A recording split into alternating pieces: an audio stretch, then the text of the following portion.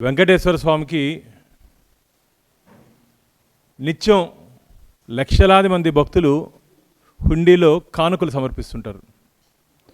ఆ కానుకల్లో బంగారు ఉంటుంది, డబ్బు ఉంటుంది, నోట్లు ఉంటుంది, కాయిన్లు ఉంటుంది, వెండి ఉంటుంది, వజ్రం ఉంటుంది. అయ్యా జగన్మోహన్ రెడ్డి గారు, వెంకటేశ్వర స్వామి హుండీకి ఒక ప్రత్యేకత ఉంది. నిలువు దోపిడీ కూడా వెంకటేశ్వర స్వామికి సమర్పిస్తారు. నిలువు దోపిడీ అంటే నీ మరి నీవు దాచుకునేది కాదు.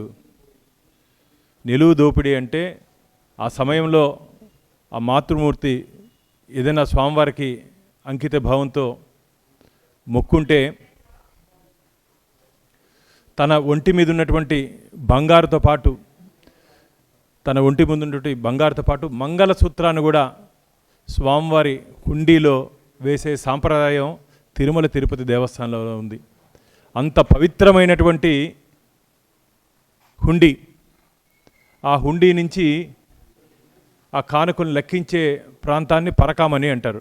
నువ్వు ఏ రోజైనా పవిత్రంగా కొండకొచ్చి స్వామివారి పట్ల భక్తి శ్రద్ధలతో వస్తే నీకు ఇవన్నీ అర్థమవుతాయి. ఏదో స్వామివారి వస్త్రాలు ఇవ్వాలి కదా ముఖ్యమంత్రిగా అని చెప్పి వస్తే ఇవన్నీ అర్థం కాదు. జగన్మోహన్ రెడ్డి గారు, నీకు వెంకటేశ్వర స్వామి చరిత్ర నీకు ఇంటికి పంపిస్తా. లోటస్ పాండుకో లేకపోతే తాడేపల్లి ప్యాలెస్కో బెంగళూరు ప్యాలెస్కో స్వామివారి చరిత్ర, వెంకటేశ్వర స్వామి చరిత్ర ఒకసారి పంపిస్తాను. తెలుసుకొని మాట్లాడాలి.